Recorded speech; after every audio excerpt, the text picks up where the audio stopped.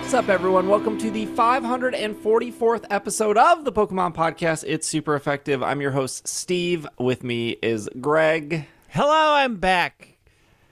Back from Philadelphia, the wonderful PAX experience where I was getting pins and having my picture taken. Wait, what? Who's taking your picture? I went as Professor Turo for approximately 4 hours because, boy, are those costumes hard to get in and out of when you have to do certain biological functions. Yep. And people stopped me, including the super cute Japanese couple who didn't speak a lot of English, but did manage to get up Professor Turo pictures. And then I have no idea what happened after that. I don't know what they were saying about me. They were very sweet, though, I'm assuming. I don't know. I don't know what they said. I'm very into that. I didn't know PAX was an international event at this point. Apparently. Jeez. Hannah also here. I am tired, but I am here. That's a Sunday in a nutshell. Yes, it is. Okay, so we have pretty much like two big things to talk about. One is Pokemon GO. They did a new thingy with the butterflies, which is I think everyone likes this. I have suspicion about this new thing. And then we have the anime stuff. And there's a big Unite update as well, or I guess event coming. So we'll go through that, and then if we have any other time, we'll cover that stuff. So I guess we can get the smaller stuff out of the way. I completely forgot to put this in the show notes, but what is the point of having these things? I know. Starting off with news. Well, there wasn't really an article about it. It was just that Mr. Joe Sarumi confirmed. And I'm not sure where he probably got from the Japanese Twitter. There's like 18 official Japanese Pokemon Twitters. And they all tweet in Japanese, so sometimes you miss something. But I believe they did confirm that they're working on a fix for the bug that happens in raids with the HP bar. Oh, Yes, that was confirmed. I am so excited. This Charizard weekend has been a roller coaster of emotions because of that very bug. Mm-hmm. It's like, we did it. Oh, nope. No, we didn't. It's green? Again? Surprise. How? What? I hadn't actually run into it because I didn't do the Charizard raids last weekend. I only started doing them this weekend. And I at first thought that maybe I could try soloing it because Steve said that soloing the Charizard was easier. That did not work. Then I tried doing it with random people online, I think, and ran into the HP bar issue in a really bad way, and that definitely did not work. And then I finally got it done on stream. Here's the thing. If you have 3 Azumarill who all belly drum and then all hit play rough, boy, does the Tera Raid system go, I hate you, and I'm not going to work anymore. We're done. Yeah. We're done. Get out. We talked about this last week. Yes, we did.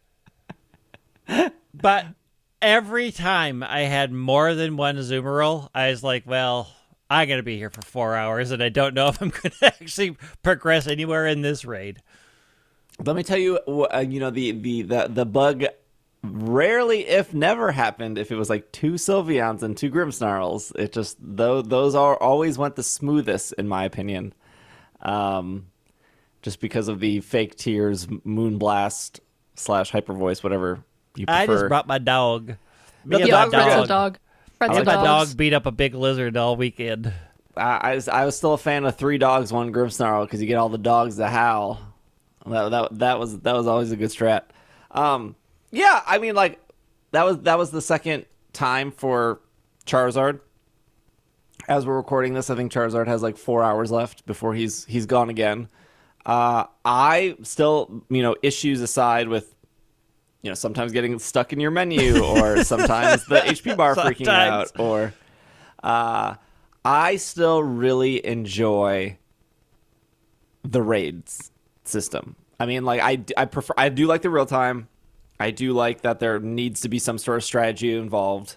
I do like that there's ideally you need communication, but like if somebody's bringing a specific Pokemon and they know both, like, I should maybe watch HP bars and maybe I should cheer and maybe I should, howl or fake Moonblast, whatever you need to do. I feel like once that system's in place, they do go pretty okay. I mean, the thing is, it's not like Sword and Shield where you just bring Zacian and you just hit Behemoth Blade for 3 turns and then you're done, right? Like there is no. I think the main takeaway is in like Sword and Shield, you went in and you hit the super effective move and then you hit nothing else. You just hit one move 3 to 4 times and then you were done. And you could, like I said last week or the week before, you could go in and you could hit crunch and crunch and crunch and crunch. But that's probably one of the worst strategies you can do. It probably because won't like, work. your Pokemon has so many other options, right? Like if you're going, this is what I said last week. If you're going to go in and just crunch, maybe crunch is a bad example. Let's say you're going to play rough on a Mimikyu. You should probably Swords Dance first, because if you're going to hit that play rough button multiple times, you might as well get double the damage every single turn, or you might as well cheer. So you get 50% increase of damage, but also your teammates get a 50% increase of damage. Like there's so many things you can do to accelerate the damage you can do instead of just the Sword and Shield system of just, to be fair, Sword and Shield had it where you didn't have a lot of strategy, right? Like their shields went up and you were just like, well, I guess we just got to break this. And I think that's why people liked the Mewtwo ones so much, because there was a bit of... I mean, like, once people figured out, you just bring Marshadow and you Spectral Thief and you just take all Mewtwo's buffs, you don't have to worry about that anymore. But besides Charizard, there was plenty of other 6-star raids where it's like, we probably have to bring a Taunter, or we probably have to bring a Clear Smogger, or maybe we should run Electric Terrain because this Pokemon just keeps spamming Sing against us. So I'm a big fan. I am mixed on it. The thing is that I get the most weird bugs while in these raids.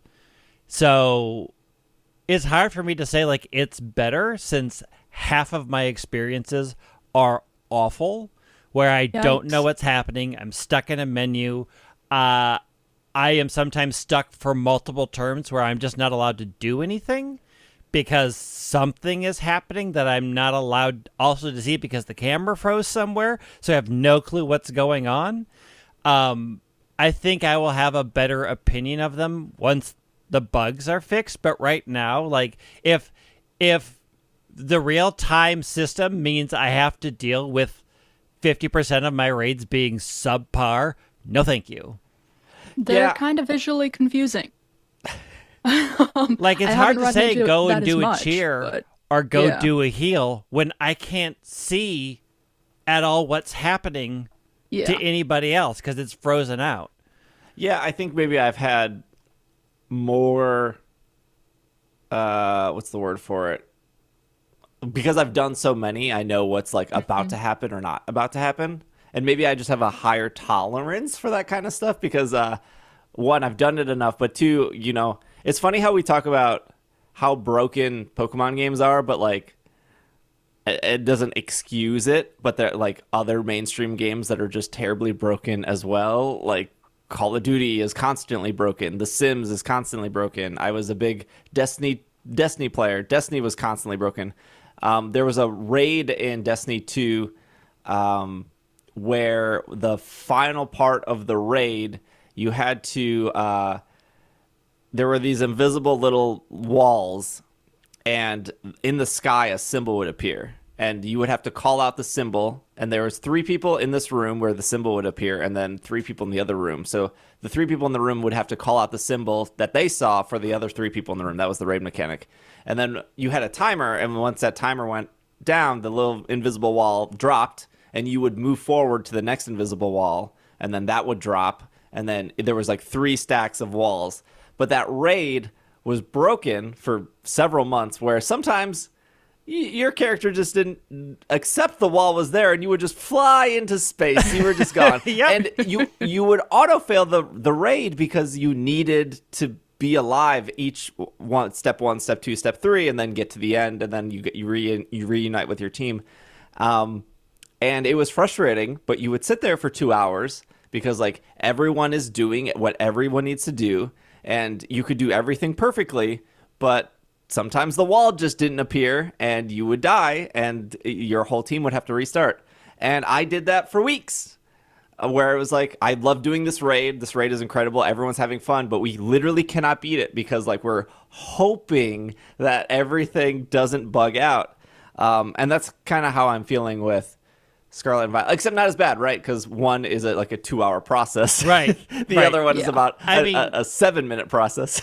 I've lived through so many bad betas that like when whatever, I forget what World of Warcraft thing launched that literally you'd zone in and the entire game would crash because there were so many people and it was so broken that I just don't do them. I'm like, nah, this has cured me of wanting to be the first at doing anything because this experience makes me hate this game. Like, me having to struggle through your bugs does not make me want to play your game. So I will come back. I will come back in a month, and I hope it's better. Otherwise, I will write your game off. But you can't come back for Charizard. He's gone. Yeah, well, like, okay. Like, there is a part in me that has been instilled over many buggy, bad games that I'm like, you know how many Charizards I have at this point? You don't have one with a mighty mark. I don't care. I don't care if a mark that only matters to me and like 4 other people. You could literally say the same thing about any other Pokemon, right. Like every single Pokemon. Right. So it's not a draw for me anymore. Like if your experience is bad, I'm out. Like I don't want to wait. There are so many other games that are working, that are fun to do, that I don't want to waste my time here. And that's been my problem post-game being still connected with Scarlet and Violet, is so many of the things you do post-game for me are still so buggy that I'm like, do I want to be frustrated for an evening or do I want to go do something else? And the answer is, I want to go do something else. I will say, I haven't had it crash yet still. And I have played Scarlet and Violet more than I played Sword and Shield. I am over the number of hours I have on Sword and Shield at this point.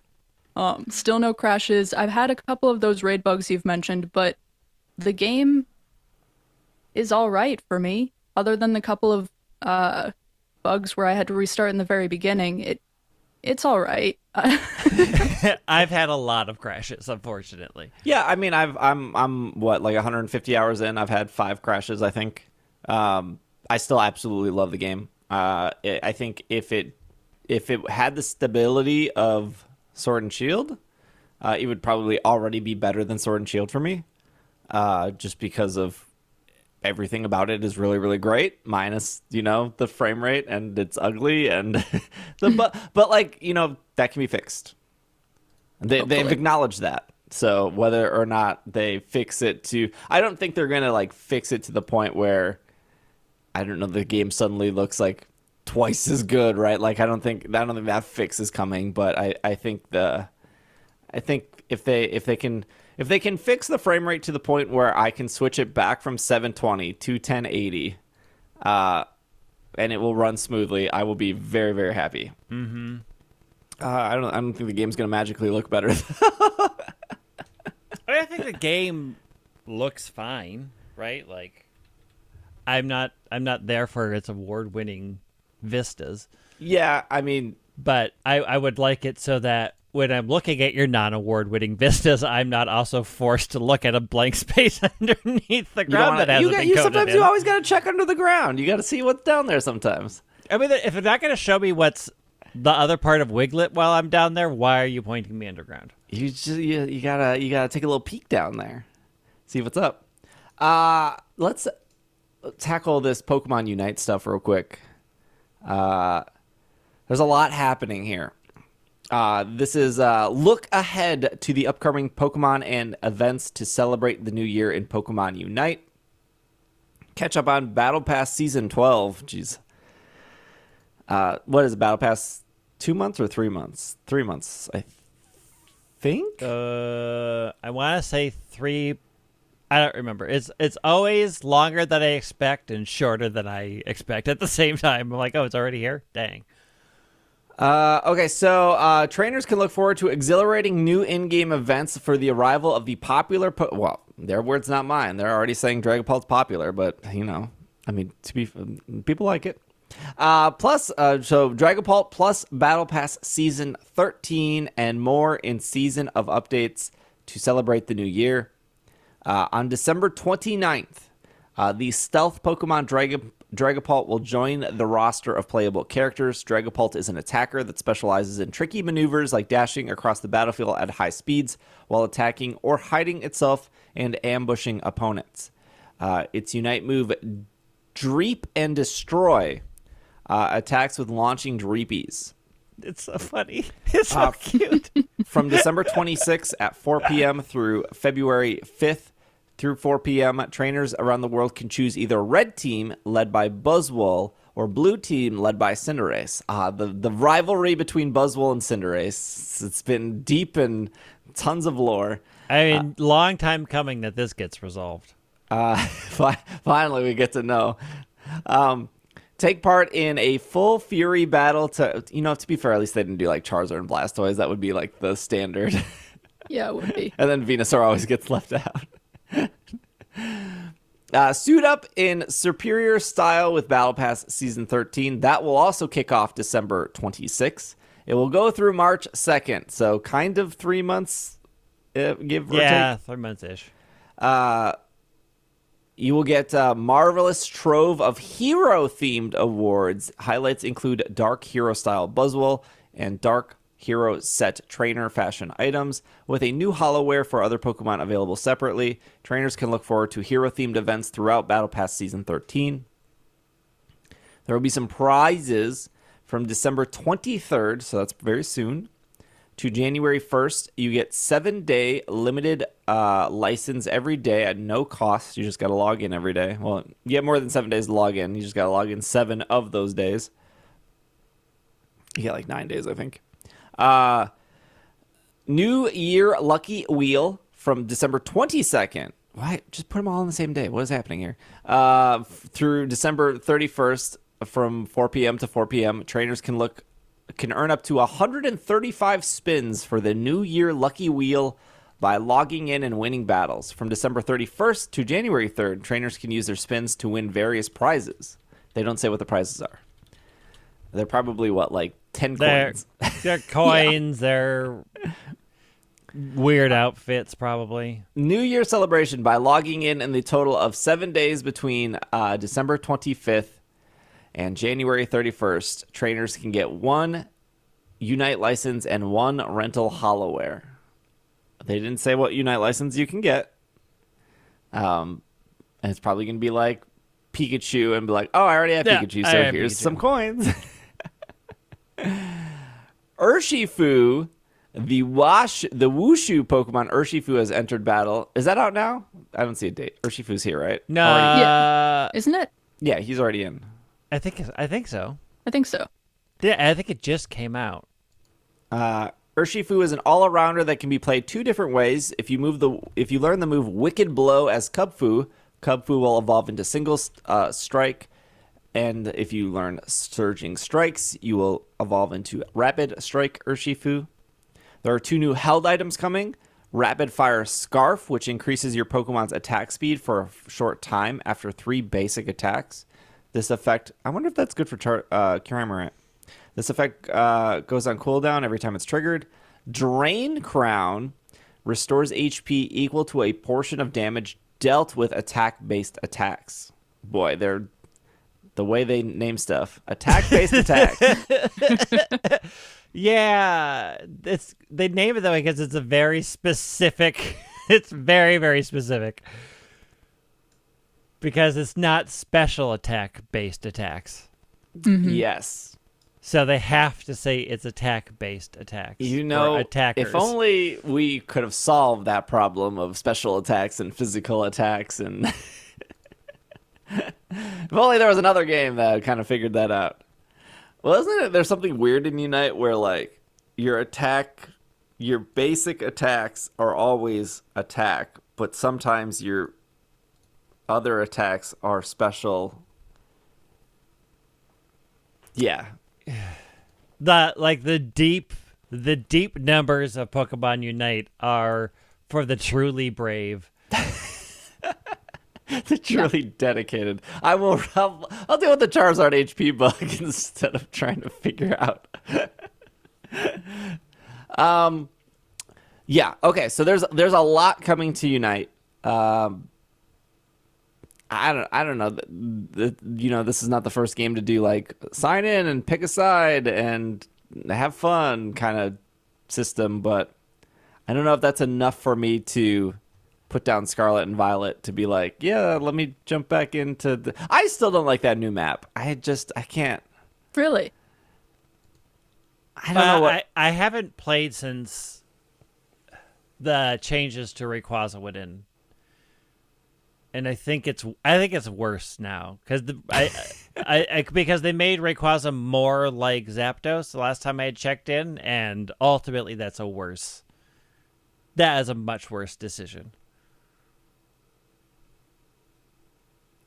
I logged in like 3 days ago, and it said like, "Welcome back, Steve. Here's a bunch of coins. Play a match." And I was like, "All right, I guess I'll play a match." It was like 3,000 coins or whatever, like a decent amount. And you know why I logged in? Because there was that code. Yeah, there was the code I have for to log in and do that reaching code. however many downloads. Yeah, so Unite hit 100 million 100 downloads. million. Mm-hmm. Which is a lot, a ton, very, very, very much. So you got 1,000 coins, and then you got a gold emblem, and I was like, gold emblem's worth logging in for, I think. So I logged in, redeemed it. I forgot when you redeem something Unite, it takes like, for whatever reason, it takes like an hour for it to get to you. You don't get it instantly. It's like, check your mailbox in some period of time. Like, okay, I got it instantly. I redeemed it this morning. I redeemed it right when it like came out, and it was like, check your mailbox. And I did a match, and I came back, and I was like, I still don't have it yet. Weird. I probably do have it now. I don't know where my Switch is, but I did a match, and it reminded me of like, oh yeah, I don't like this match. It gave me bots. I did a ranked match, but it gave me bots. Oh yeah. And I was like, oh yeah, I still don't really love this match. Although I noticed, this must be new since when I logged in, Greg. I noticed the opposing team took Reggie Eliki, and then we defeated it, and instead of dying, he just turned around and started going the other way. And I was like, oh, I haven't seen that. I was like, oh, he's not dead. He's just now on our team. It was weird because, yeah, I don't know if that was a bug or what happened there, but I don't know. I haven't played since Thanksgiving, so I know a bunch of changes have gone in. I need to go in and buy my Sableye. I need to go in and check things, but generally, I think a lot of people were frustrated with a lot of the changes that they put in. Overall, I like the Rayquaza map a lot better than the Zapdos map. I agree, but I also didn't spend very much time on the Zapdos map. But as they sort of make things more like Zapdos, like the changes that you put in were positive and made the games feel more competitive. But if Rayquaza is as it was, according to the few changes that I saw, where it boosts the people that who beat Rayquaza so much that it might as well just be another Zapdos, that is generally a bad turn for that game. well, I felt like when I played before, I was like, I don't like this map. Because I was still playing a lot when they switched over. I felt like no one even just went for it. It was like, oh, it wasn't worth it. I feel like you can move around faster. Maybe that's just me. I go for the speedy characters, and I always feel like you can move around faster in the new map than the old map. You can move around fast. There's more experience on the map in the new map. There's a lot more experience on the new map. The thing is that if you're behind, it was important to go to Rayquaza because you do get a boost as far as taking down the other team and a scoring boost, but it was stoppable. The way they had changed it or proposed change it, again, I haven't played in a month, was they had increased the boost. The scoring speed was almost instant again. So it went back to nothing matters until the last 2 minutes. And now whoever gets Rayquaza can win the game again. Whereas before it was like there was actually a battle over here. It was important to stop the team that was from behind from getting Rayquaza because it did put you behind the 8-ball, especially if it was close. And now it's sort of back to nothing matters as much until the last 2 minutes of the game, which is not a good look for that game. I want to say that, again, I played 3 days ago, and it was just against bots, and I just did it for the coin, so I wasn't paying too much attention. Once I realized it was a bot match, I was like, oh, I can kind of check out here. Well, you have to have good bots, because sometimes you get a bot match, you're like, I checked out, and I lost, because they don't do anything I want them to. What bot matches is you, at least, again, I've played a lot at the start of when they switched maps, and then just recently, is as long as you stay in your lane, it's fine, whereas in, like, the first map, you couldn't see, like, you had to be like, I'm going everywhere, and then they kind of punished you for that, of like, if you don't stay in your lanes, the bots are gonna get revolt against you. Yeah. But I feel like I recall when again, I could be wrong, when I knocked out Rayquaza, I was able to dunk pretty instantly. It felt way faster, but then I picked up a bunch of stuff to dunk again, and it felt normal, which is technically different. Yeah. So the idea is, from what I understand, is it speeds up your first big score. But when you're playing against other people, that first big score is the decider, because everybody will have 50 at that point, and there's not a way to come back from that. Whereas before that change, even while they were scoring, you had a chance to break their shield and stop them, because once that shield was gone, the boosts were gone. And so you could, even if you were behind, and like you could still catch up, or if it was a close match and you were slightly ahead, you could have a chance at stopping the other team from scoring. And that's gone, which is worse. Look, I really like Dragapult. I really like Urshifu. both are Pokemon that normally would bring me back to these games instantly if, I don't know, a brand new Pokemon game didn't come out that I want to play more. I'd be curious what the first Gen 9 Pokemon would be. Because and for the record, there's no way that Goldengo doesn't make it into this game, right? Or Goldengo. Tinkaton or Revolt. Whenever the Pokemon Company decides to celebrate that this is the 1,000th Pokemon, which they will in some capacity, there's no way they don't put that into. Well, I guess the time they celebrate is probably when that Pokemon Go event is supposedly supposed to happen. Yeah. But yeah, I'm curious what the first Gen 9. I kind of wouldn't be upset with Spidops. Really? I don't love Spidops, but the thing before it, like watching him like crawl, the little spider bug, I think would look really cute. I feel like Spidops would work as like a defender, right? With like the webs, like slowing things down. I can see why it would go into the game. I don't want it there. It's already ruining one game for me. Please don't ruin two. I do like him in Scarlet and Violet when you're like in a battle and he's like trying to sneak behind you and you're like, man, I see you. Stop doing that weird sneak thing. Stop sneaking. Also, why is once again a Psyduck behind me staring at me like a creeper? Please go away. What Gen 9 Pokemon would, like, not besides favorites, like just mechanically, what Gen 9 Pokemon would you want? Because it's easy to say favorites. That's why I said Spidops, because I think the web stuff would work ideally for like a defender role. I don't think Veluza is going to work. No. Nope. I mean, I can only think of a Pokemon that I like, because I like fast Pokemon, and that holds over both in the main series games and in Pokemon Unite. And Meowscarada is fast, and I think that they would like to add it in-game to go along with all of the other Pokemon that kind of move that way, that kind of look that way. I think it would look good as a Unite model. I think Palmy they would happy go for as another speedster. We don't really like the only other one that's is like Zora matches that a little bit. I could see that. I could actually see Nimble in there. The better bug. Yeah, I could see that. that one really easily. Mm-hmm.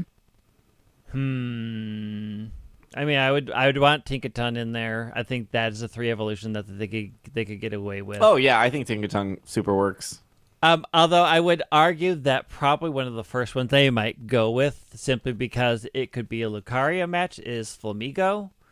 They like adding simple non-evolution ones that are just like, it just levels up and go and fight.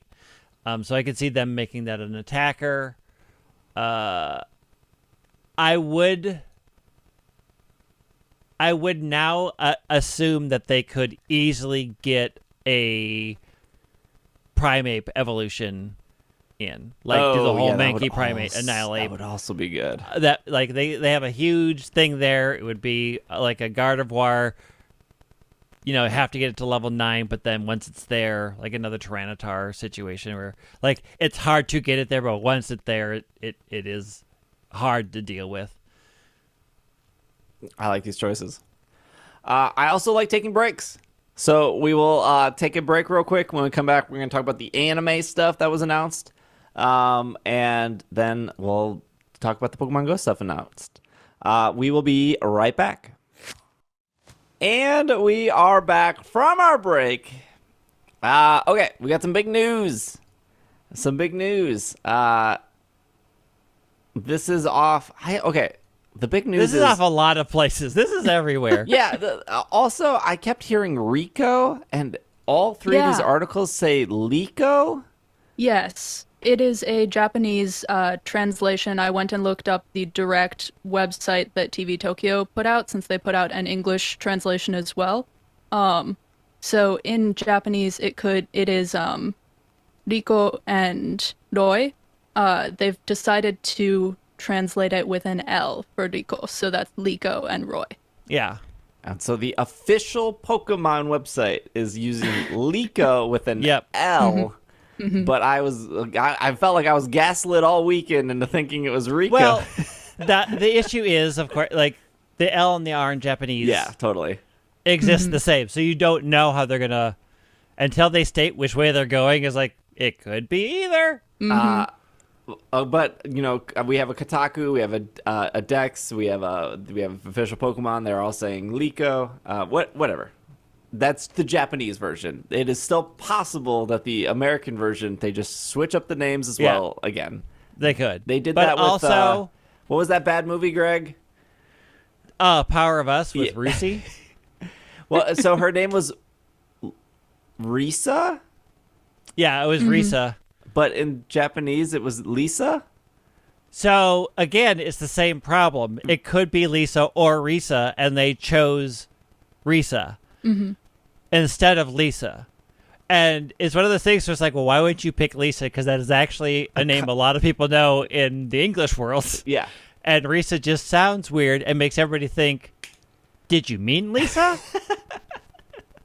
Anyways, this movie is bad. Who cares? That was the least of the poor choices you made in that movie. So yeah, Will was on when we talked about this. I mean, the elephant in the room is they're done with Ash.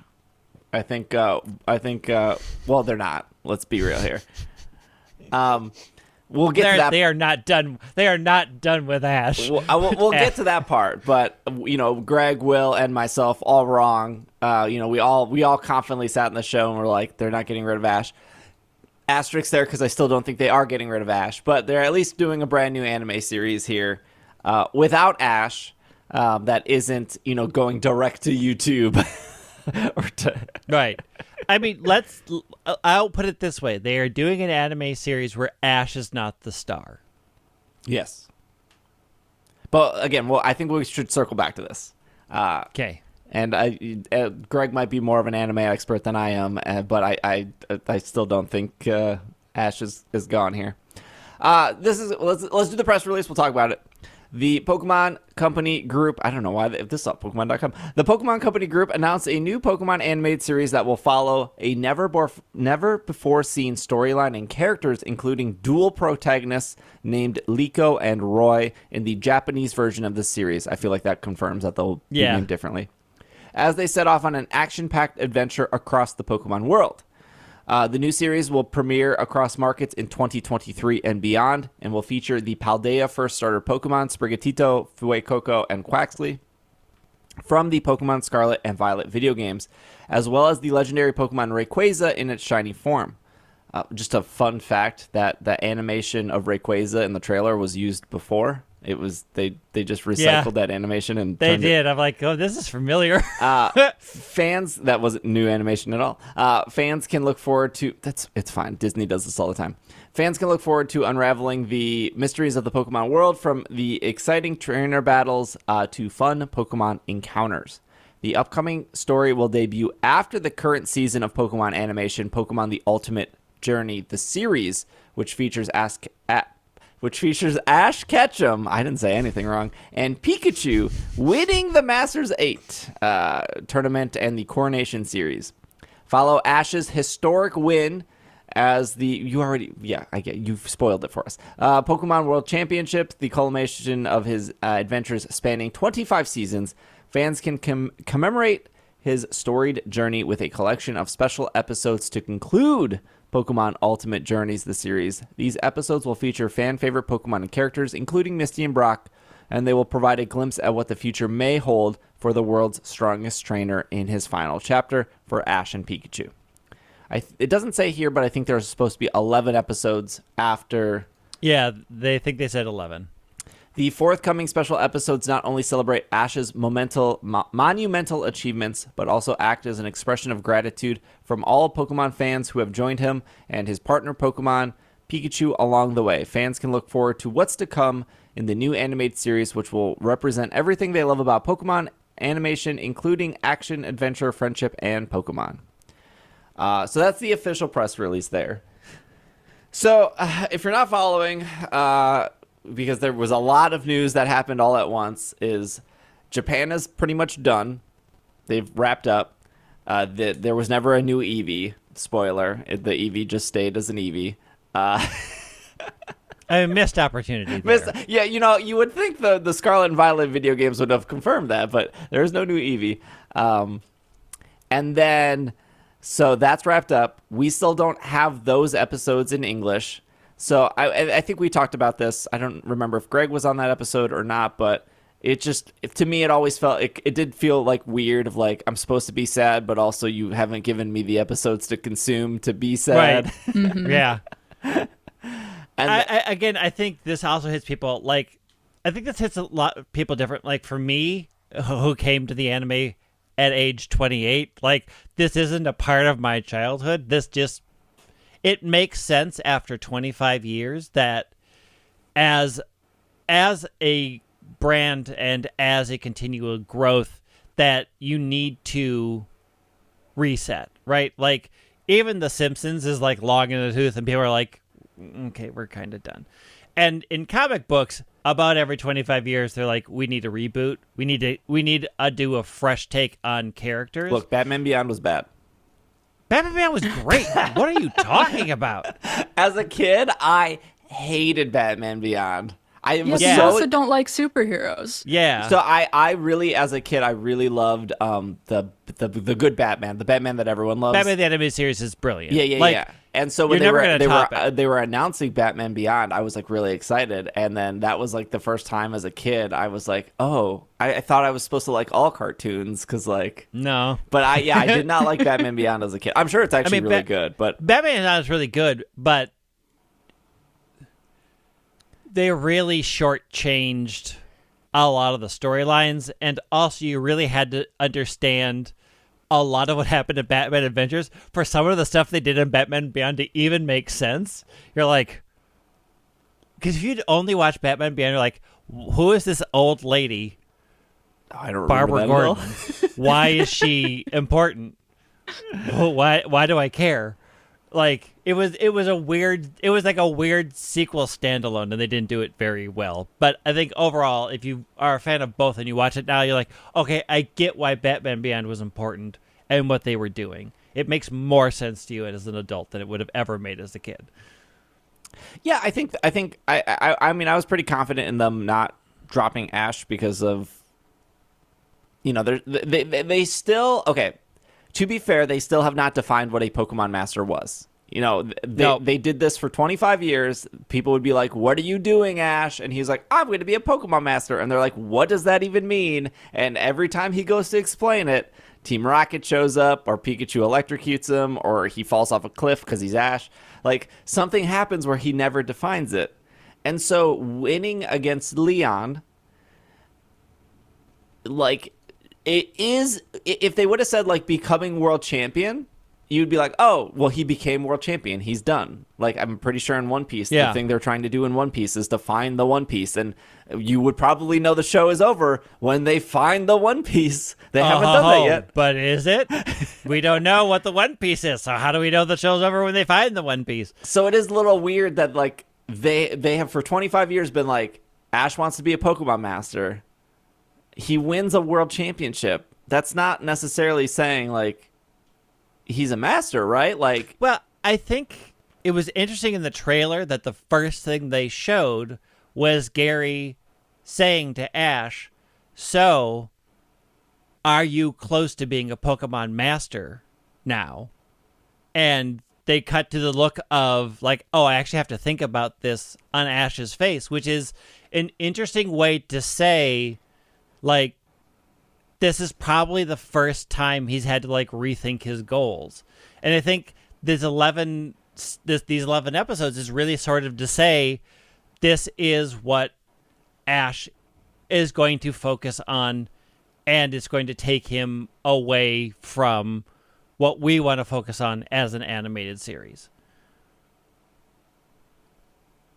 I mean, there's no denying Ash is a very talented trainer. I mean, people can always say, like, oh, I hate Ash, or Ash is so bad, but, like, he's won a lot of matches. He's qualified in a lot of tournaments. That's more than, you know, somebody sitting at home with their Switch can say, right? Like, I mean, if I could break the rules that Ash does, I could win a lot more too. That's all I'm saying. You just gaslight all the judges. Here's the thing. A friend of mine once said about Dr. Seuss, and I feel this way about Ash. He said, I could be a great poet, too, if I could rhyme everything with words like gargle snoozer. Like, if I could just make up the words, I could be a great poet. Make up the words, Dr. Greg. Seuss. Make up the words.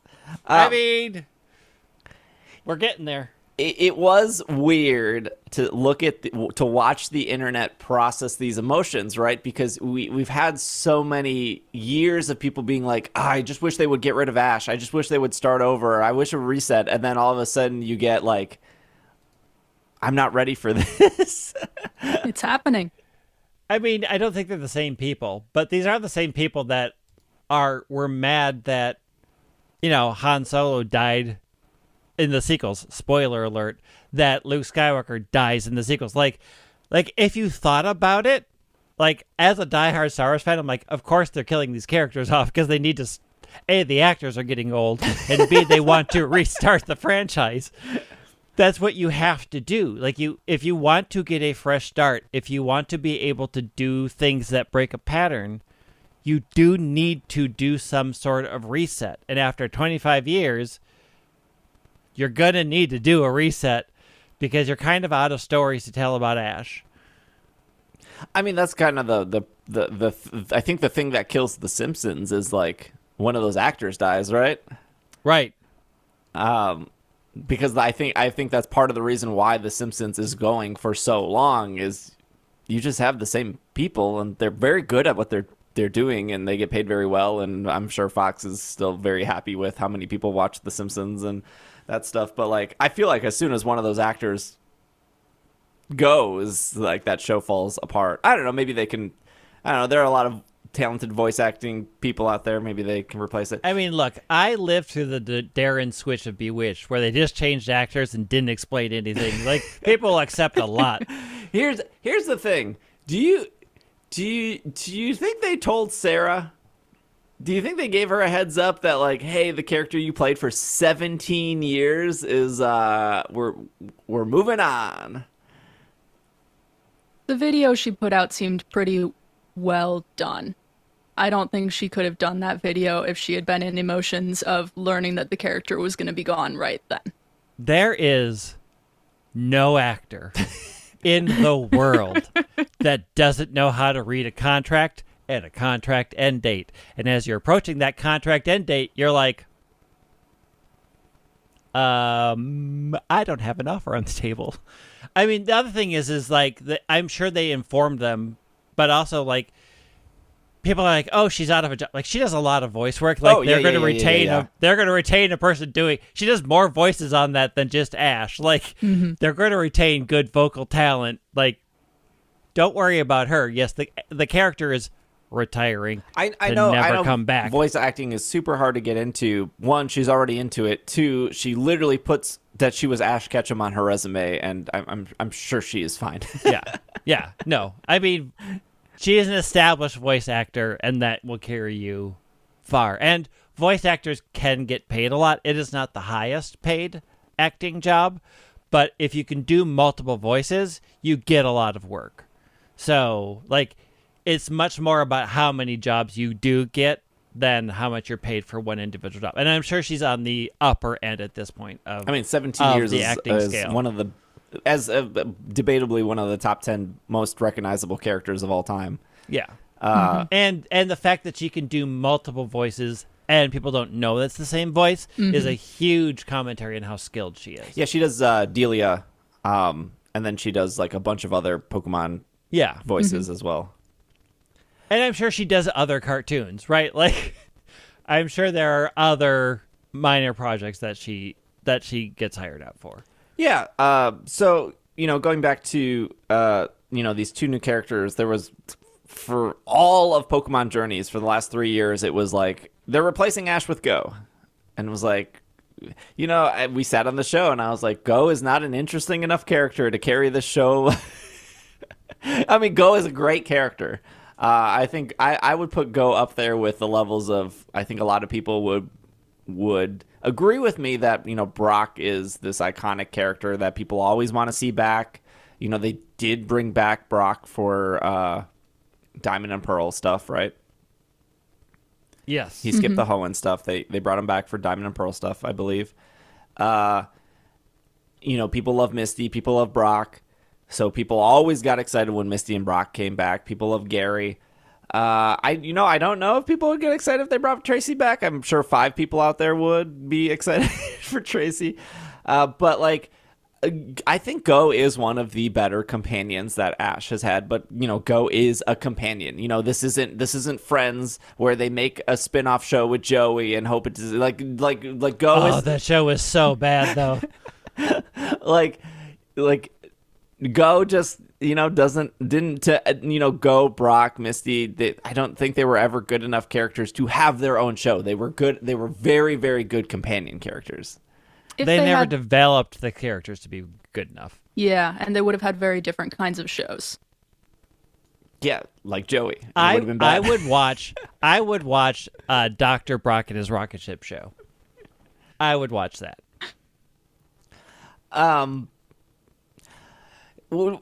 There's I saw a lot of like, I hope that Liko is Ash's daughter kind of thing, which I believe is a big anime trope, right? Of like, we get rid of the main character, but the new character is so-and-so's granddaughter, daughter, whatever.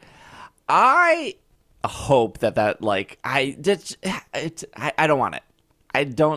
I want a fresh start. Right? Like, I don't want the whole, like, I don't want every episode where this character walks into a gym or a thing and like, oh, you're the daughter of Ash Ketchum. Like, I'm already exhausted and it hasn't even started.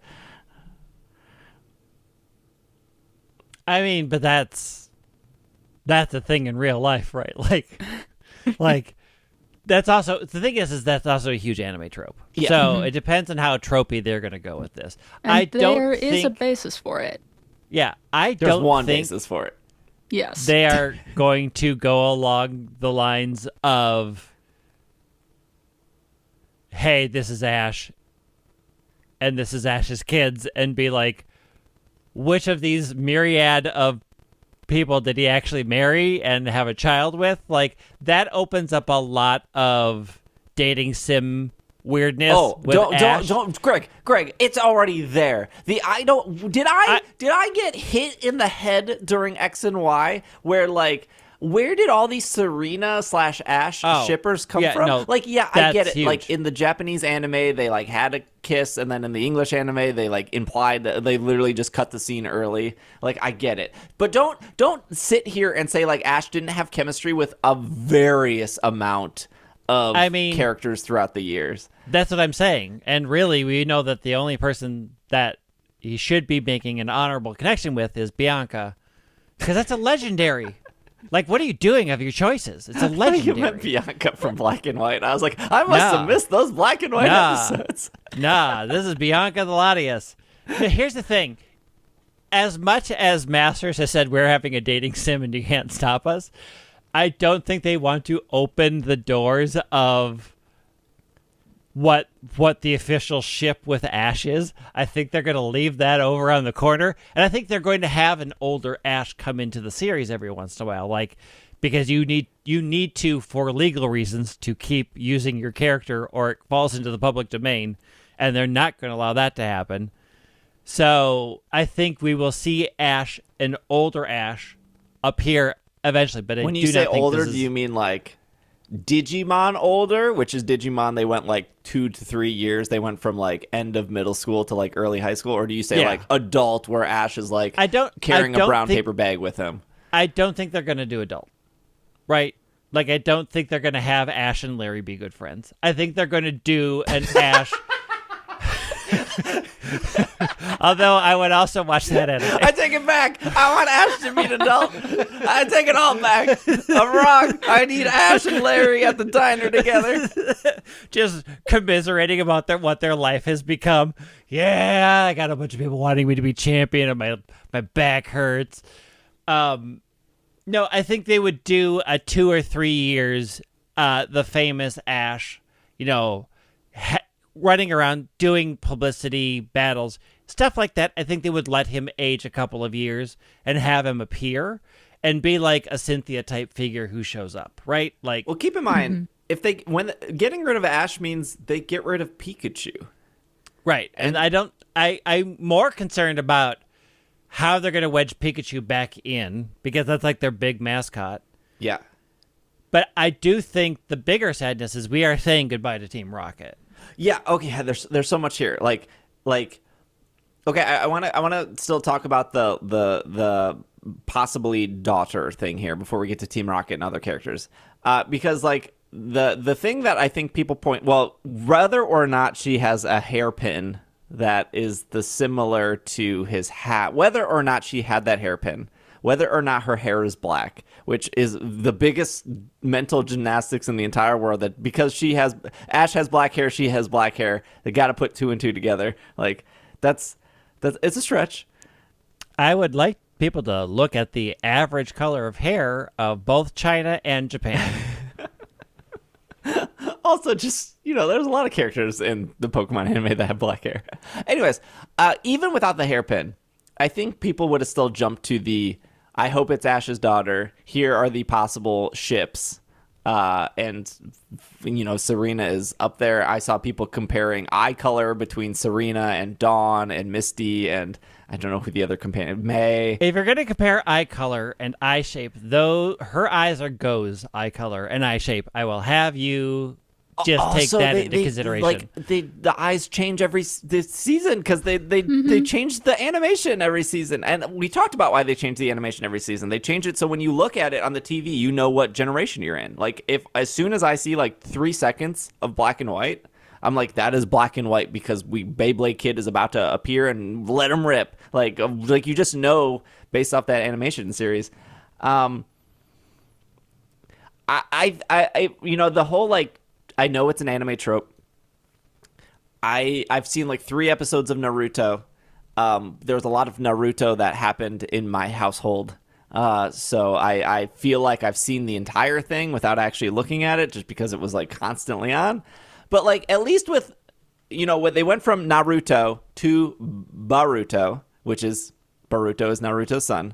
But at least in that, he has an interest and you watch that interest develop, and you watch them get married, and so for them to have a kid, like, makes sense. There's in 25 years, there's 2 on-screen kisses. 1 is to Serena, 2 is to Alatias. And I wish that like I'm not even like that's not even me making it up. That's literally what happened. 1 is to Alatias and 1 is to a Serena. Yeah, and Latias is the better choice. So Ash, do the right thing.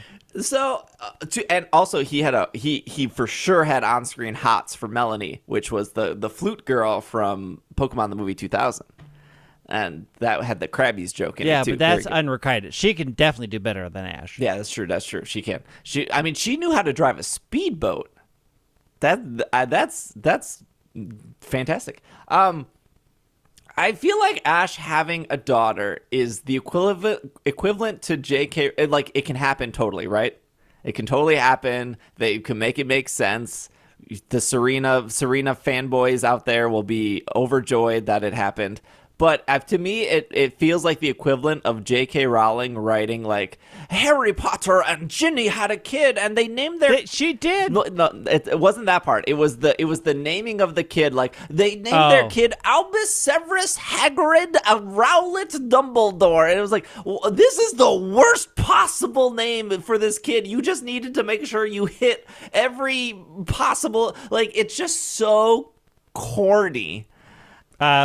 I'm just going to take a moment to point out that your parents named you literally an already existing person's name. Yeah, so back off. I you know, as Greg is answering all questions about me on Twitter, I disliked my name, so I changed it. People, why are you asking me about Steve's last name on Twitter? I was very dedicated to like scrolling through your entire Twitter feed after this.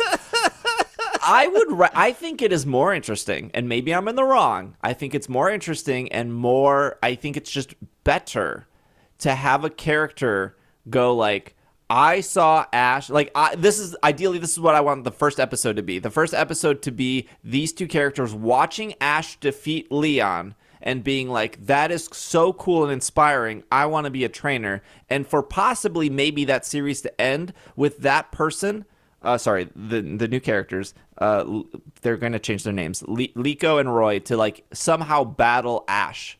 And, like, that is the journey that's going to happen. I think that's so much more interesting than just, like, this character walking into every town being like, oh, you're Ash's daughter. Like, I want that. I think the latter is more interesting. I mean, it depends, of course. It could be, it's also interesting of a child trying to get out of the expectations of their parent's shadow, right? Sure. Like, I think there is also a storyline there that is interesting. I just don't think, again, that they are going to do that. And I don't think they do it well. No. I mean, they kind of did it with Leon and Hop. I don't think they did it well. I think they almost did it well. Almost did it well. The end of that game falls apart. The beginning of that game, very good. Falls apart. But, like, that's also so fresh, too, of, like, Hop struggling to fill Leon's shoes and then it not working out super well. Okay. Whatever. Like, if it's Ash's daughter, it's Ash's daughter. I don't think that makes or breaks it. I just think that's, like, a really, like, low-hanging fruit. Like, you've just fallen into every single other anime trope storyline. Also, Greg, again, I'm biting off way more than I can chew. In Star Wars, Greg, again, I'm biting off more than I can chew. But when they did the first 6, right? You know, people loved the first 3. People hated the other 3. When they did the next 3 with the girl... What's her name? Ray? Wasn't there like this constant debate of whether she was fresh, wasn't related to anyone, or she was like Luke Skywalker, like related? So there was like, I saw as a non-Star Wars fan, people being like, I hope that she's related to Luke. And then the other part is like, I hope that she's just fresh because we need it to be fresh. I don't even know how that ended up. She's related to Luke? It ended up really complicated. Not related to Luke, no, but ultimately decides to be related to Luke in the end. I don't know what that means. Yeah. It's so here's the thing, like we tend to fall into this trap a lot where it's like we hear people saying they want this and then they're saying they want this. Like they are very distinct different camps, right? Like there are just which camps one is being who louder. really it's at any given time which camp is being louder. There were a lot of people who really, really wanted Rey to be a descendant of Luke for a lot of reasons. Much of it was extended universe stuff because they really wanted their extended universe stuff to carry through and not to have Disney nuke it from orbit and say none of this exists. Disney nuked it from orbit and said none of this exists. It's all fan fiction.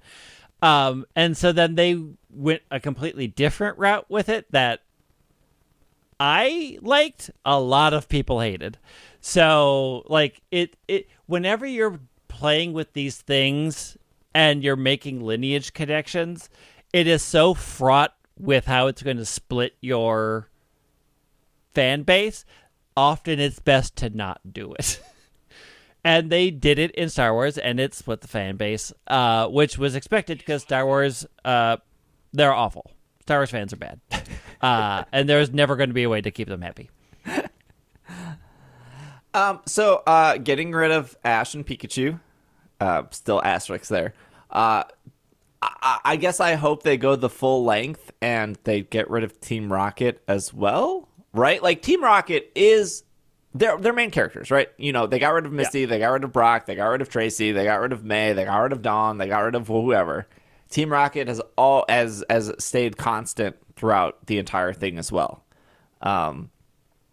Could they bring back Team Rocket? 1,000,000%. Can they bring back Team Rocket if this girl is Ash's daughter?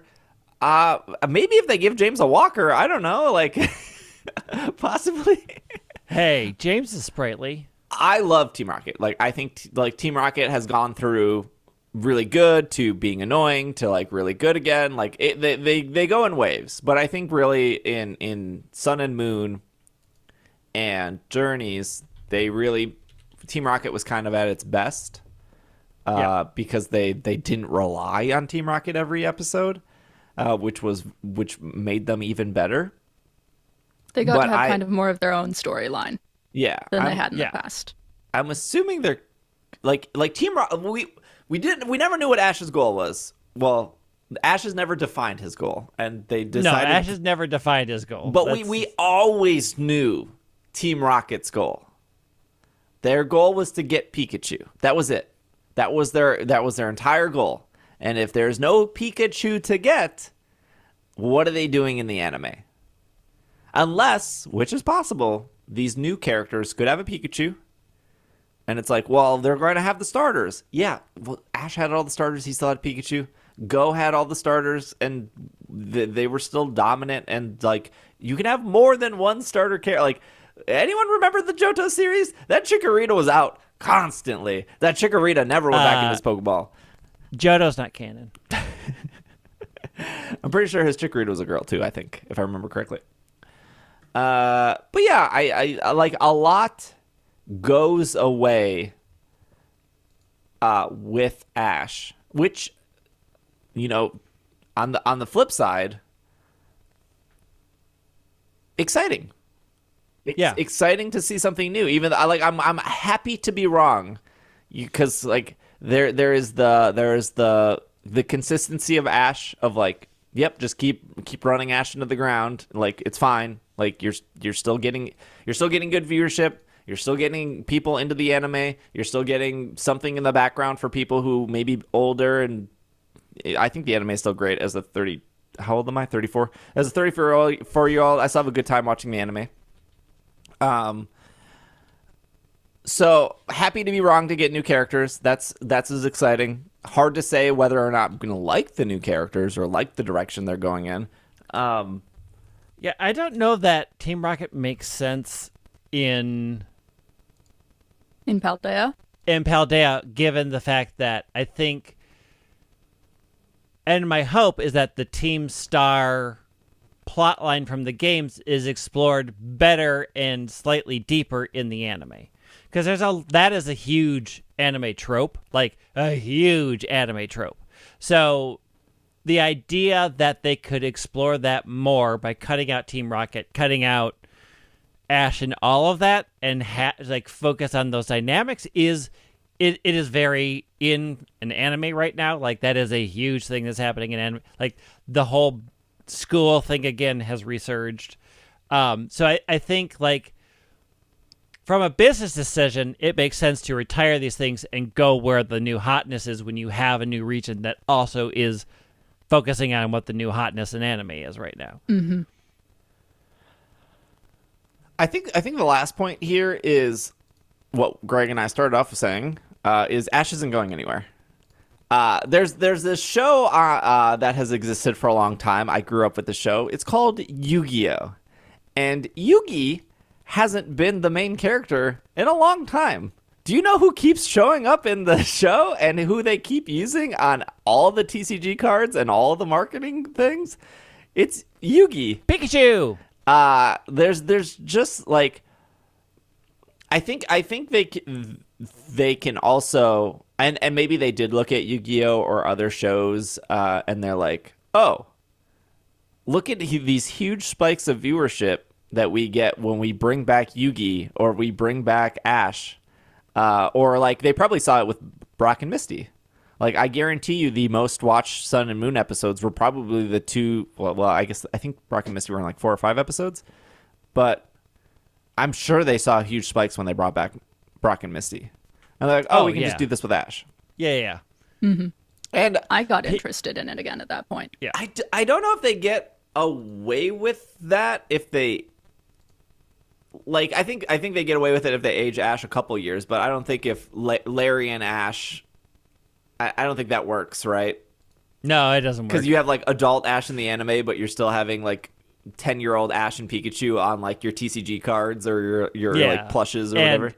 And in Masters and everywhere else. No, mm-hmm. I think they would, since Ash is vaguely ageless, as it is, could be 10, could be 11, depends on which official website you look at. Like, I think they are comfortable allowing a couple of years to pass and him being somewhere between 11 and 14 and having him show up and be advice or just be like whatever. Like, there's no way he's gone. Yeah. Like, they can't legally not use him.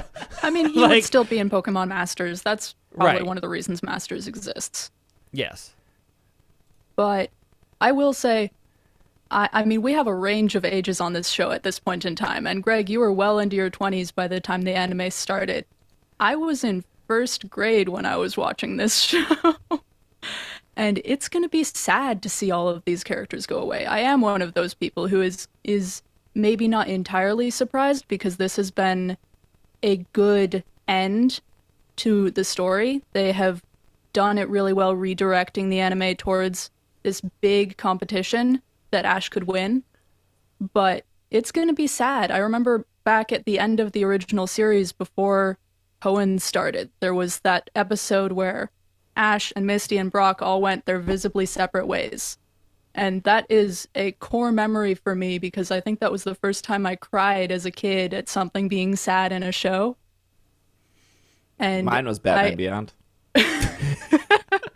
That doesn't count. I think that's going to happen here. I think that's going to happen here for a lot of people. I know some people cried at the news. I teared up at Sarah's little video of saying goodbye to the character soon. Regardless, this is sad. But it's also exciting. Yeah, it is also, like, if you look at the generational thing, like, this is a good time to reset for a new generation that's about that age. Their parents are about, if they started watching, they were 10, they are probably around 35 now, Steve. And in theory, they may have 10-year-old children, and they can start a whole new fresh journey with them, right? Like, this can be their anime, and, it serves multiple purposes. Like, it makes sense why they're doing it. Well, and I wonder if they started this around the 20th anniversary, And I think I don't know if people remember the 20th anniversary. I do. That was the first time they got a Super Bowl ad. And that Super Bowl ad always stuck with me because it literally showed a parent showing their kid Pokemon for the first time, but showing them as like, I was your age when I got into this, and I still love it, and now you can get into it too. And that to me has kind of been the theme for the last 5 years, is like Pokemon has not verbally acknowledged this, but through media, through merchandise, through what they have been doing, they have acknowledged, my fan made a weird noise. They have acknowledged that like we have all of these adults that now have money, and we can sell them $500 watches. We can sell them $100 metal Pokeballs. We can make these kinds of things for adults that have money, and these adults now have kids, and we can do a complete circle of we're getting new 10-year-olds in, adults are coming back to our thing, and we can now do the whole Disney thing of we're for everyone. And we don't have to just focus on kids because those kids are now adults, and they need to put their money into some sort of hobby. And here's a brand new $300 sterling silver Rayquaza pen you can buy. Oh, it sold out in 10 minutes? Yeah, of course it did, because you guys have money. Well, it's the Disney thing. Like they understood that they are a generational brand. Yeah, I said it on the show before, but like this is the clearest sign of we are now a generational company, and we are going to act like a generational company. It's the reason why Disney does live remakes, because they have to up the IP every 10 years, or they lose copyright. Like, they're going to, Ash is coming back because you're going to have copyright issues if you don't. Oh, yeah, I wouldn't be surprised if movies are still Ash-focused. The if movies can still be exist. Ash. Yeah. Yeah. Movies will be Ash-focused. I mean, they already rebooted the movies, right? Yeah. Like, they rebooted Ash. They had one good one and one bad one, so... Oh, well, I think they that's had two good ones, because I forgot about the jungle one. That was I think pretty this is the good. first time you've said the Zarude or the I Choose You has been good. I liked it. You and Micah decided I didn't like I Choose You because of one moment I found laughable. Was it the Pikachu? Yeah, the Pikachu speaking. Oh, and I thought you didn't like why. the weird flashback, the black and white flashback. Do you remember that part? That actually was my least favorite part of the movie, where they did that weird black and white flashback of like Ash in the school. Oh no, I didn't hate that. No, Yeah, I didn't like that part. and I didn't care. Like, there's a lot of that movie that was very fluffy, but I mean, that overall, movie's very trope heavy as well. yeah, that movie is just dredging through the tropes.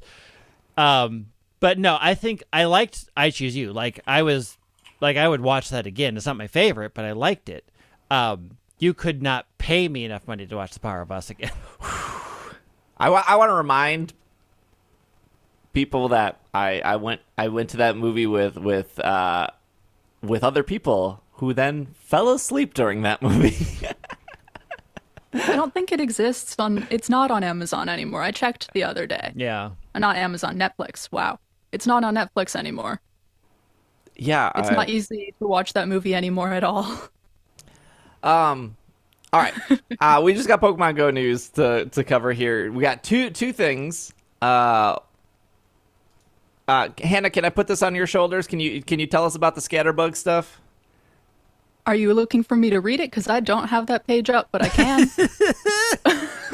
I haven't done the Scatterbug stuff, but I feel like you probably did do a little bit of it. Oh yeah.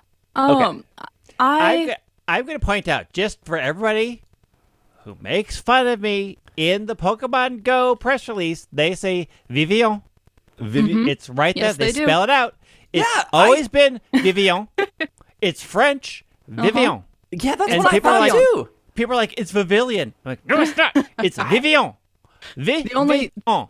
Yep. The only reason I've known that this entire time is because of Nintendogs having the Papillon dog in there. What a Papillon. And so Mon I knew chien that that est dog papillon. existed, and I knew that Oui. that meant butterfly in French, because that dog's ears look like a butterfly. They So- do. Oh, they're cute. They, in Pokemon Go, have Vivillon now, along with Scatterbug and Spewpaw. In the press release, they say that you can collect Scatterbug's whole evolutionary line, which is true if you're not counting all of the forms, because they have 18 of 20 forms available in Pokemon Go. One of the other forms that is not available in Go is available in Paldea, and the other one, the Pokeball form, is simply not available yet. That's probably going to be an event in the future. I'm looking forward to it because that's my favorite form. But I don't know. You say everybody likes it. I'm not a huge fan. When somebody was explaining to me, because I'm like, what is this? And they said, I'm like, I'm out. It's This just more sounds work to do in the awful. friends list. This sounds awful. It has brought people together. It has got people making new friends online. It's gotten people to start sending gifts to their lucky friends and their best friends again and opening lucky friend gifts, which the way I feel about that is it's more work to do in the friends list. And it took me 2 days to figure out that I could pin and unpin a postcard on the same screen, and that I didn't have to pin it there, close it out, go catch the Pokemon, and then go all the way to the postcard book and unpin it there. The postcard book is also limited, I think, to like 100? Yes, 300. Oh, 300. 300. There have been some data mine speculation things that there will be an upgrade for it that will cost money, but that is not out yet. Hey, Niantic is really struggling to pay the bills here, so... And there are 18 of these forms, and the one for the west side of the United States is all the High Plains pattern, and I am in the Pacific Northwest, where it rains constantly, and the description for the High Plains pattern in the Paldea Pokédex is from lands with little rain. And I found that hilarious. I don't even know what we are. We're polar, Greg. Are we polar? So this lines up pretty much with the 3DS, which in the 3DS we would have been polar as well. Mm-hmm. Also, if prior to this coming out, if you were ever a 3DS player or a Pokemon Home subscriber, first off, sorry, but if you were trying to collect and trade Vivillon, Elegant was very dominant on the Wonder Trade / Pokemon Home. It's because Japanese players love this. They do, which is totally cool, right? So you see a lot of elegance going around, and then of course, I'm assuming it's going to be the same for Pokemon Go compared to the 3DS. The ones in Africa always seem to be the harder ones to get. On the plus side, you can maybe argue the South American ones would be hard, but Pokemon Go is so big in South America. It's actually insane how big it is, and like the fact that I think Niantic's only had like one event or maybe 0 events in South America is actually a crime because of, again, how big, specifically in Brazil, Pokemon Go is. They've definitely had events. They've just been smaller. Yeah. Rip to Australia, who I don't think has had an event at all. Still yet. So I've only seen tons of people really like this feature. Although I understand the work that you have to do with the pinning and stuff. They did. I mean, they sped up the animations, which I think they probably, if they didn't do that prior to this, you probably would have seen more complaints. And I mean, this is a new Pokemon. This is a new Pokemon and an exciting way to release it that hasn't gone wrong. Yeah. So my speculation, I don't know this. I know I'm in the Niantic creator group. They don't. Sometimes they tell us stuff. Sometimes they don't. My speculation is the people who worked on the Mega Evolution moved on to this project, and that's why, 1, so far it's mostly positive. 2, it's not broken.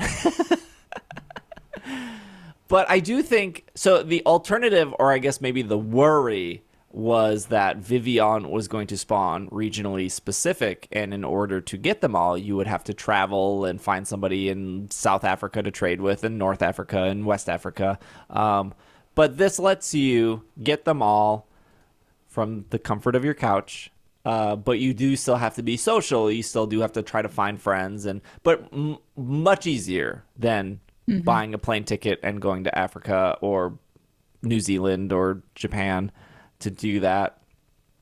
So I do think, I remember when they announced Mew, Shiny Mew, and people were like, I'm never going to get Shiny Mew because I'm not 40. And it's like, well, the best way to level up is friends. And they would be like, well, I don't have any friends. And Niantic is trying to solve that problem, right? Of like, you should try to get friends because not only is a great way to help you level up, it's now you can get Vivillon, or it's also, I've said this before, it's also a great way to get items, right? Like if you live in a city with one Pokestop and one gym, and you open your 20 gifts, it does give you a lot of Pokeballs, a lot of berries, a lot of stuff. It does refresh your item bag. That being said, if you don't have 20 friends to open 20 gifts a day, you're stuck again, right? Like there's only so much the game can do, and at a certain point it's kind of like, okay, here are all your tools, you kind of have to use your tools.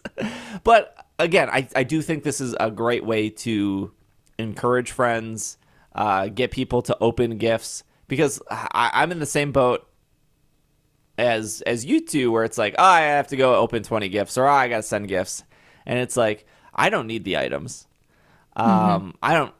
I now I'm at the point I need the experience because I just hit 48, and that's like, you need 25 million to get to the point. Like, okay, I gotta open more gifts.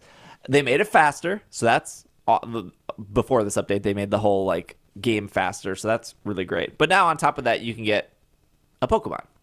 So they have been doing it better. I'm not sure what. I mean, I understand the issue of like, oh, I have to go to my gifts and fumble through that. I don't know how they make that better. I don't think there is a way to. I just want to say that I went through the pain of getting all of these forms in home for a sticker and a background, and then you Go players come along with your easy forms devaluing my hard work. I don't know if they're easy. I don't know if I'd call them easy. I did collect all the Vivillons and Vivillon. I did collect them all in home, and that was fun. It was a hassle as well. Yeah. Mm-hmm. Here's the thing. I'm not doing it again. I did it once, kids. I actually technically did it twice because there was a bunch that here's the thing. There was a bunch that was in my bank in my 3DS, and I thought, I don't want to do that transfer. I don't want to find them all. I'm just going to search for them in home. That's what I did. Yeah. I mean, I don't add people to my friends list who aren't in communities I'm in. I don't add people that I don't either know in person or will maybe someday meet in person. And so I might just have to sort of hope that people I know travel to fun places because I don't like adding people that I don't know. I like being able to say, oh, I have you from my friends list. I've been exchanging gifts with you for years, and we finally get to meet. That's exciting. But doing that with someone that I am almost definitely never going to meet, that's in a whole different community, that's just somebody I found in a Twitter thread, that is someone I am unlikely to ever see again. That is someone that I don't think I'm going to be building community with in the same way. I could be wrong. I could be wrong. Pokemon Go has led to amazing friends in amazing places. I am still friends with somebody that I did a random Giratina raid in 2018 in New York with. And sometimes Pokemon Go friends can happen in that direction where you add someone via code online and eventually you meet them even though you haven't talked elsewhere. But I think that is much rarer. And so I expect this to be a very slow process for me getting all of the Vivillon. Yeah, I don't think this is a fast process. Well, I've seen people speeding through it. I have seen people speed through it a lot. I have seen. Well, here the other thing to think about too is I remember when they not the Mega reboot, but when they first launched Megas, there was this huge pushback of like, this is very money grabby. I don't want to do these raids. I want to collect Megas, but I don't want to participate in the system you've created. And in this system, and then they rebooted Megas and everyone loved it. And this system, there's none of that. The pushback is like, it's tedious. And it's like, well, that is all of Pokemon Go. The whole game is tedious. But, there's no cost, right? You literally just have to make friends, open gifts, keep track of what you're collecting. So for a person who might need some sort of goal, or a person that, look, they don't care about rating, they don't care about leveling up Pokemon, they don't care about battling. This is a great feature. Like, there are some people out there that only log into Pokemon Go. They want to complete their Pokedex. They caught the Furfrou, that they caught the whatever new Pokemon, and then they come back in 2 weeks or 3 weeks or whatever, right? Like, I think we rag on Niantic a lot, which is very well deserved. They make a lot of bad decisions, but in this case, they've released something brand new, a new feature, a new thing to keep track of, something in the game that you can do, or you can just ignore it, right? Like, the same thing with stickers. Some people out there really like stickers. But I'm so glad they never did the, like, well, you have to use the stickers to, like, they didn't. Yeah. You can use them if you want. You can ignore them. There's no, like, weird punishment for avoiding that feature. Yet. Yeah. There are occasionally field researches. Yeah, but again, it's not like I'll give me 30 put stickers on gifts instead of like battle 5 Team Rocket, because I don't want to battle any more Team Rocket. They still in the game. Can they retire when Ash retires? We can only hope. Bring me the Team Plasma. Yeah. There is that interesting thing with the LA event where you're siding with Team Rocket against who knows who. So that might be an evolution to what Team Rocket is. Oh, in you Pokemon mean Go. the was LA event? Not You LA. mean Sorry. The other 2-letter. Las Los Vegas. Angeles. No, Las Vegas. We'll get We're there. all gonna get it wrong. Las Vegas, yes. Las Vegas. Yeah, the Vegas event next year in February. That you are siding with Team Go Rocket against who knows who in that storyline. And maybe that'll be the new evil teams from other games coming along. Maybe it'll be Team Magma, Team Aqua from Hoenn, because it'll be the Hoenn tour. But we have yet to find out. Final bit of news. Now we can rag on Niantic. There, we praise Niantic for a very good new system, new Pokemon. Collect your medals, go get your butterflies. Now we can say Niantic messed up. They released a winter research. So we got a brand new Pokemon, Mega Glalie debuts. Although I don't think a single person in the world likes Mega Glalie. It's weird. No. Some people do. It has like this weird disconnected lower jaw going on. It's very jarring. I don't like it.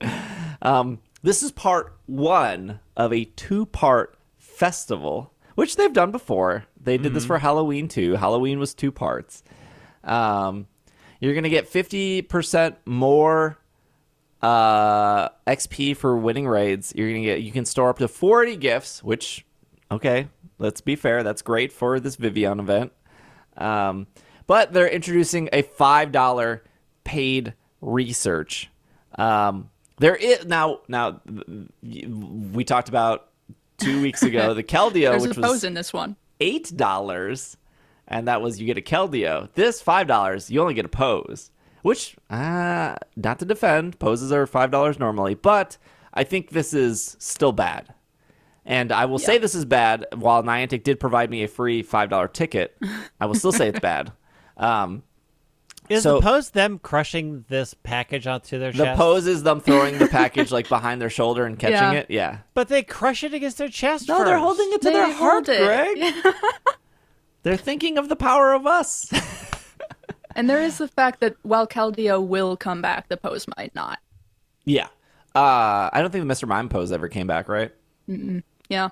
I don't think that one's available anywhere. So for $5, Greg, let me see if I So can for $5, I get a pose that only I see and will sometimes show up in raids if the raid picture actually works. Instead of often what happens is just a bunch of blank things with names sort Greg, of at the top. It also shows up in Go Battle League. You can let the other people you're about to crush know that you're crushing this present against your chest. Think about it. Think about it. Think about the thing you're sending to your opponent. Think about how many more matches you can win with the mental game of I'm crushing this present against my chest. Now I'm going to crush you with my Roselia.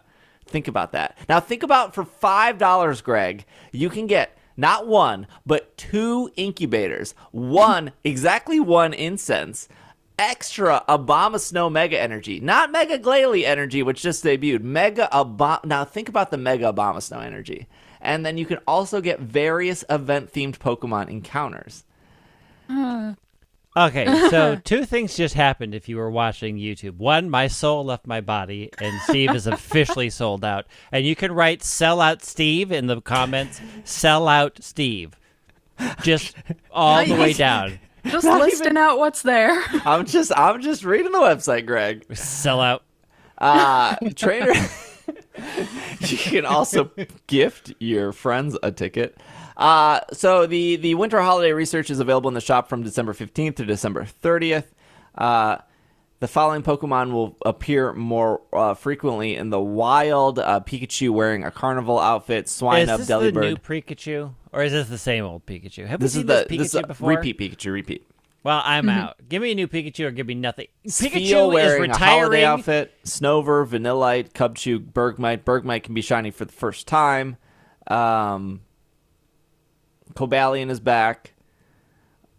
It's not a great $5 spent. Yeah, this $5 ticket was disappointing, and I think it was a mistake releasing it so soon after the Keldeo event. That I'm frustrated. I'm extremely frustrated. I don't get that frustrated that often with this game. I think that this is a better deal than the Keldeo event, actually. I think that the pose, because I don't think it's going to come back, is a better deal than the Keldeo that is. Even though I got a hundo out of my Keldeo ticket, ultimately. But this, releasing this so quickly after the $8 ticket, I think that was a mistake that is making a lot of people angry. I think that I'm glad the Vivillon stuff came out because having a butterfly to catch is making people forget how angry they are. Yeah. But when this is done twice a year, or once a year, or maybe even once a quarter, I would like twice a year. That's probably fine. But there's nothing else to do in this game right now if you like having tasks to do. And so having just these one after another tickets that you have to pay for if you want to have research to do just is frustrating. I'm angry at Niantic about it. We just went through this amazing season, amazing debatable of Alola where they had a good solid storyline throughout that entire season that you could follow. There was stuff to do. Granted, last winter they did kind of put a hold on the storyline, but they at least gave an in-game reason for putting a hold on the storyline. Right now there is just simply nothing there. There is no explanation on the website, there is no explanation in-game, you just have to pay to do anything in terms of research. I a million% agree. That's why I started off saying this $5 is not worth it. As somebody who got the $5 for free, I didn't even know what I got because like you go through it and you're like, oh yep, here's a Mr. Already Mime had encounter. all of it. Yeah, Yep. it doesn't even it's not even fun. As somebody who received it for free, it's not like, oh, I'm excited to do this, right? Like I probably would have bought it. To be fair, I probably would have bought it because I do like the pose. I think the pose is really great. I like poses. I do a lot of raids. I'm sure I do agree with Greg. Half the time the raids you can't even see the poses anyways because they're broken. Because it's broken. But I do like the pose, and so I don't mind spending $5 on a pose. To me, I know some people would never do that, but like no, I would never do that. It's just not even exciting. It's so low effort here to be like, here's your research. I don't know. Again, I legitimately don't know if, what is this, seventh winter of Pokemon Go? I think the sixth winter. If Niantic sees that, because they've done research before during winter, that's free. I wonder if Niantic sees that, like, oh, we get such a huge drop-off of players because of the holidays, because people are breaking their norms, they're traveling, they're not in school anymore, they're not in their dorms, they're at their parents in the middle of nowhere. And it's cold. That Well, they see it's cold this for huge half the drop-off world. of players. So this research, not defending, I'm just thinking as a business, I wonder if this research is like we see this huge decrease of players, but the players who do stick around are hardcore enough to buy the $5, which, again, I think that's a business. I don't think that's great for your players because, like Hannah said, you have nothing to do. But I wonder if that's like the logic here of like why they're charging for such boring research. I mean, it is corporate logic, right? Right. Like, yes. It is during a time when people are already feeling cash strapped because of all the expenses around the holidays. Let's try to get more money out of them at their free time. Instead of being generous like we have in the past, we're going to charge you for something that's subpar shortly after we charged you something for subpar, and just a month and a half before we make you fly and take a trip to a large, expensive city to do an event. I don't know. That event seems pretty good. I'm actually really excited for that one. I mean, If I could go, I would. I will be in Florida, so Greg, right here, right now, that event will be 1,000,000% better than anything happening in Florida. The problem is you're in Florida. I disagree. I will be happily playing with the lightsaber that I built on my own. So You're going to the one safe part of Florida inside Correct. Mickey's walls. Correct. I am entirely within Mickey's walls, and I shall never leave until I fly home on the 18th. We don't know what the second part looks like. So usually Niantic is a bit generous during Christmas. They usually give us incubators, and they usually give us some other bonuses. So we don't know what part 2 looks like. But man, part 1 it's kind of bad. It's bad. It's bad. It's not kind of bad. It is bad. Is this 3 Spirits of Christmas worthy bad? Signs point to yes. The event on itself is all right. It is the ticket that makes it bad. Yeah. And I don't even think switching out Abomasnow for Glalie energy makes it any better. For whatever reason, Niantic likes to value Mega Energy and like make it seem more special than it actually is.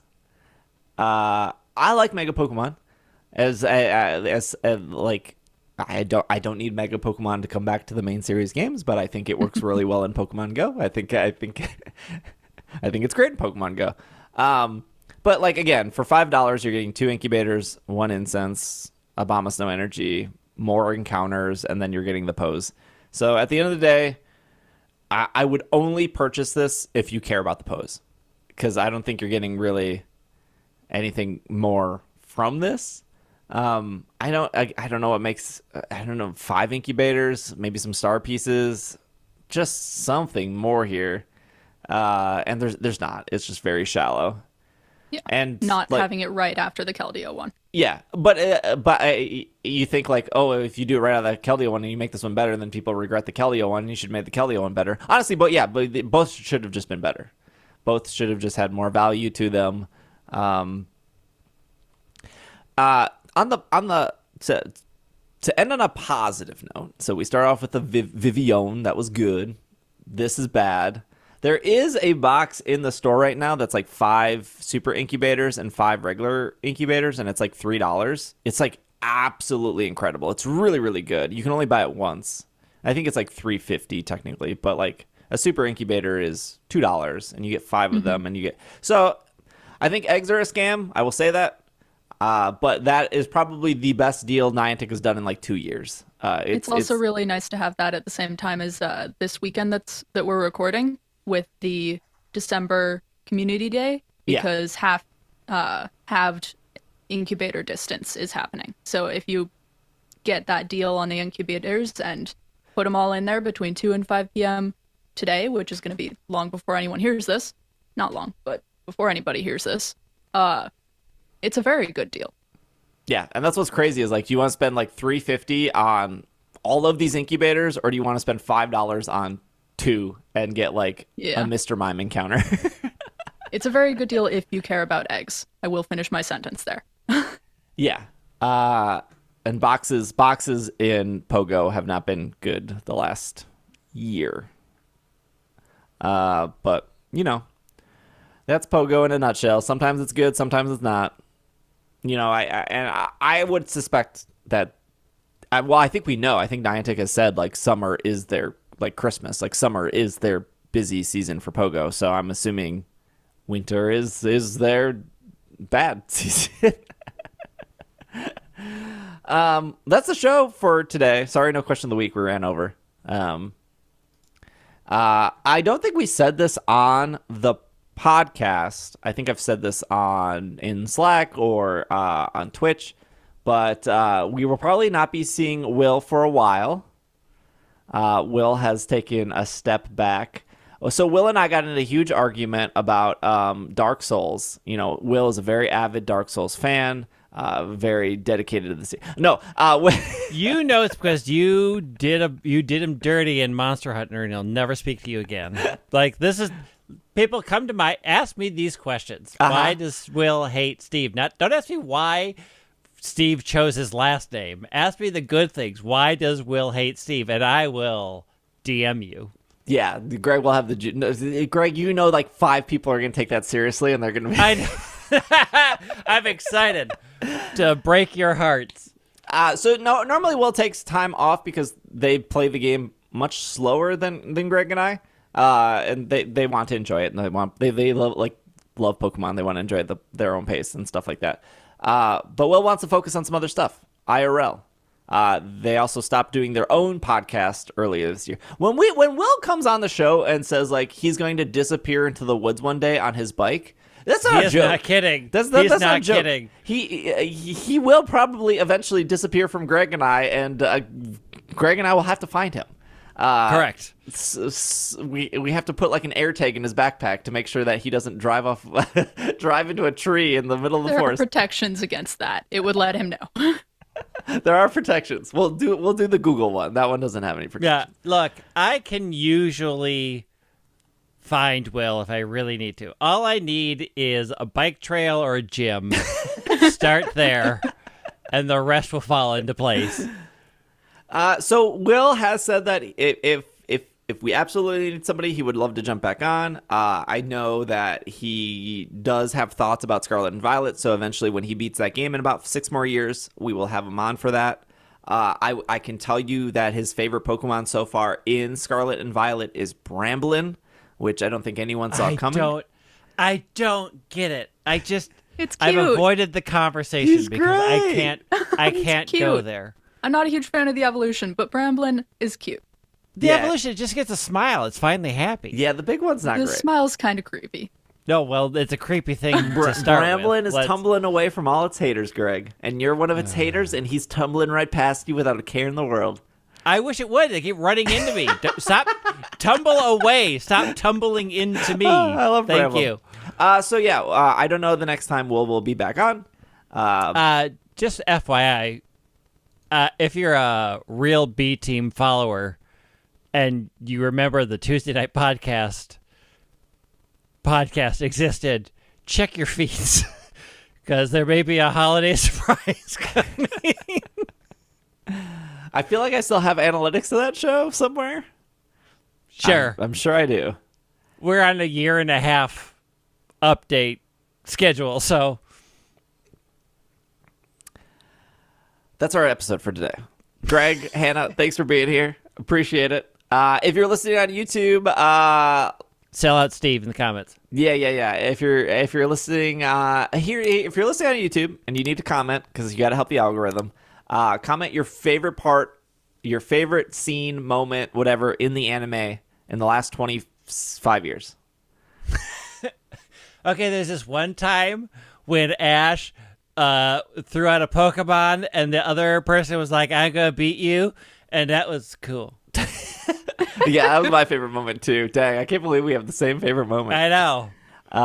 If you're listening to us on Apple Podcasts or Spotify, you can rate us. We will still be back next week. There will be an episode on Monday. There will be an episode of I said this last week, I'll say it again, we're not missing a Monday.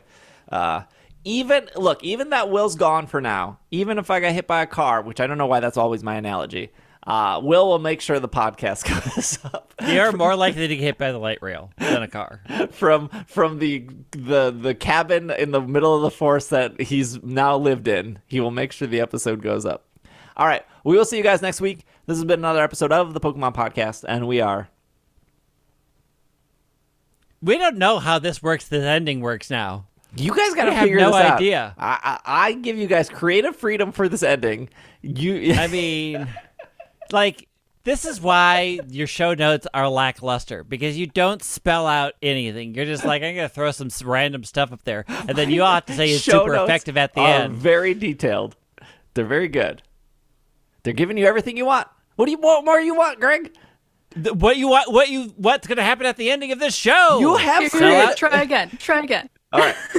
We have creative freedom. Here we go. This has been another episode of the Pokemon Podcast, and we are saying goodbye to Ash Ketchum, but we are still here, super effective.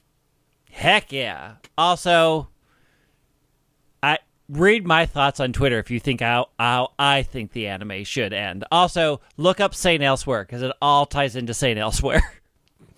Why is our outro so long now? Because creative freedom means we're going to workshop in real time, baby. Okay. Hasta la vista. No, we're not doing that. That's dead.